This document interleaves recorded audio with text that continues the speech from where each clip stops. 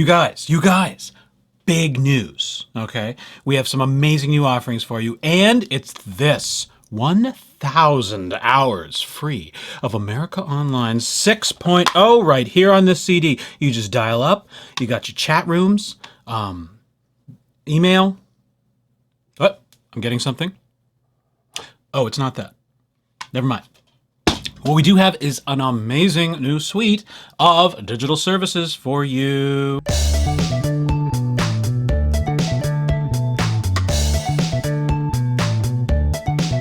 Friends, Romans, patrons, countrymen, we are launching several new services that aim to make some things easier and more streamlined and bridge some digital gaps in the community. And taken together, and I think this justifies the jazz hands, we call it Tech to Go.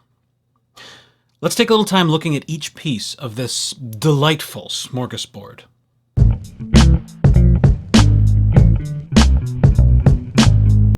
Do you have reliable, speedy broadband internet at home? Great. Do you not have that, either at home or on the go where you need it? Well, we got you. You can now check out wireless hotspots. And what, you ask, is that? A wireless hotspot is kind of like a phone in that it connects to the cell phone data network. In these cases, Verizon. We went with Verizon because they have the widest coverage in Marin. And then it generates a Wi-Fi network that your devices can connect to, up to 10 devices, in fact. And then you have your pathway to the internet anywhere you get a decent cell phone signal with the Verizon network. These check out for 1 week. And they come with a little charger to recharge them, and inside they have a battery that lasts the better part of a day. You get an instruction sheet with the Wi-Fi network name and the password and the basics of how to get going.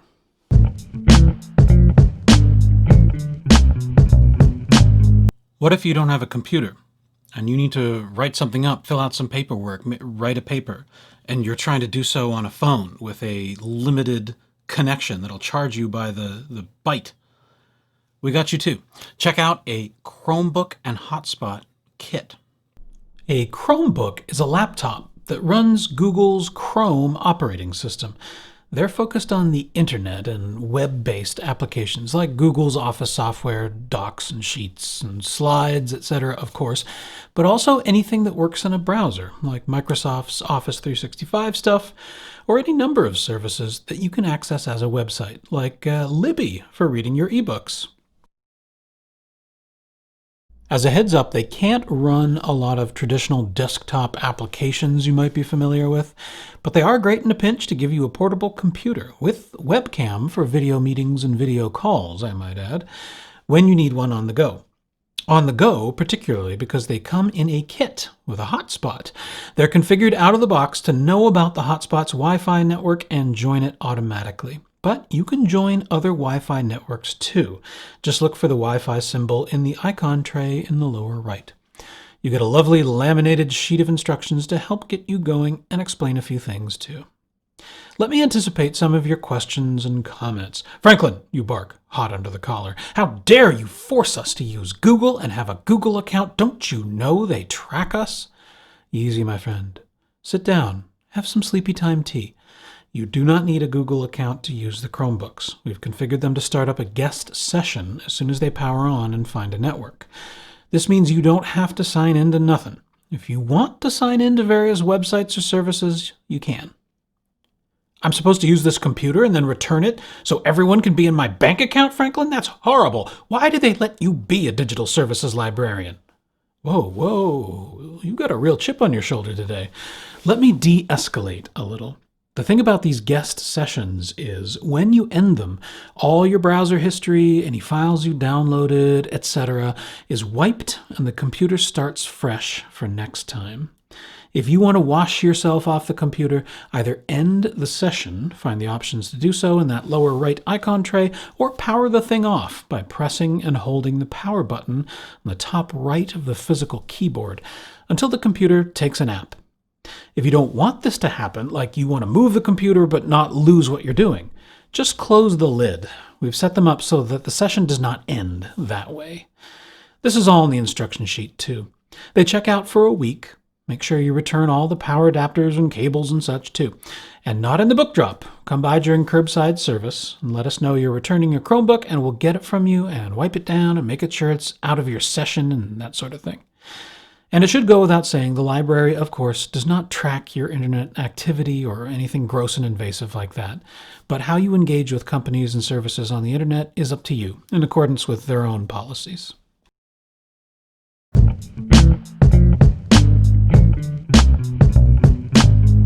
Do you need something printed? We've smoothed out this process and added a lot of functionality. So you can print from wherever you are, send your print jobs to the library, and then come and pick them up at our curbside pickup service.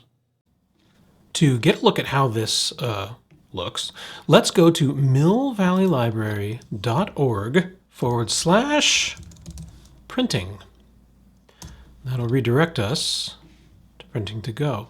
Another way to find this would be under Explore, Technology, Tech to Go,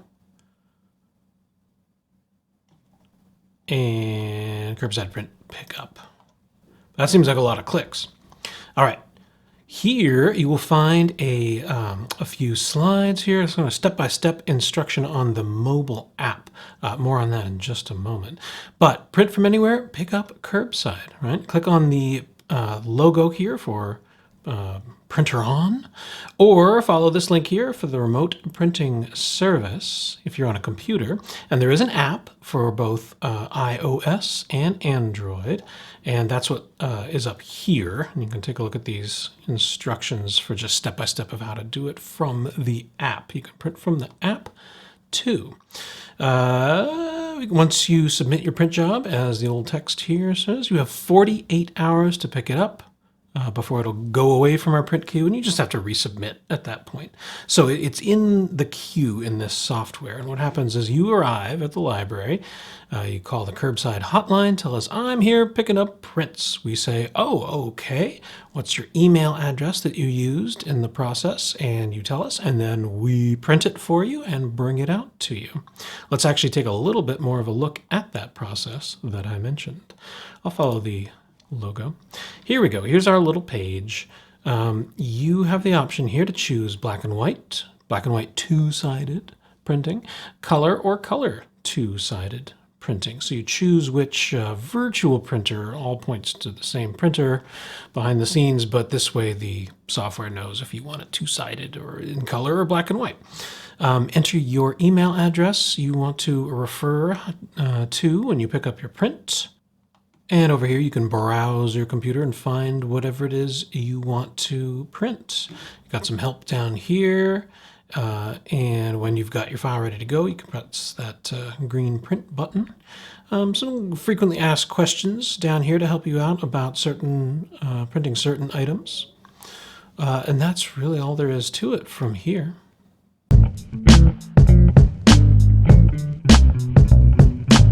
Now, it may be winter, but we've got something growing in our garden, and it's Wi-Fi. Our Wi-Fi signal extends out into our lovely garden where we set up a seating area with tables and chairs to work at. And we've just added the ability to borrow one of our library MacBooks to work on while you're there using our Wi-Fi in the garden. Yes, Wi-Fi in the garden. Weather permitting, because sometimes it is rainy and cold or very windy lately, but weather permitting, between 11 a.m. and 4 p.m. on weekdays and 12 p.m. and 4 p.m. on weekends, we put out tables and chairs in that garden that's kind of around the corner of the library, to the left of the main entrance if you're facing the building. We have tables and chairs and cleaning supplies out there so you can disinfect to your heart's content. And we've moved the access points, the Wi-Fi access points in the library around so that you have maximum power in the Wi-Fi signal in that area. And Wi-Fi is on out there 24 hours a day, 7 days a week. But while the library is doing curbside service, you can also borrow one of our MacBooks to use out there if you are without a computer or device. Ask the reference desk how to do that if you are interested in that.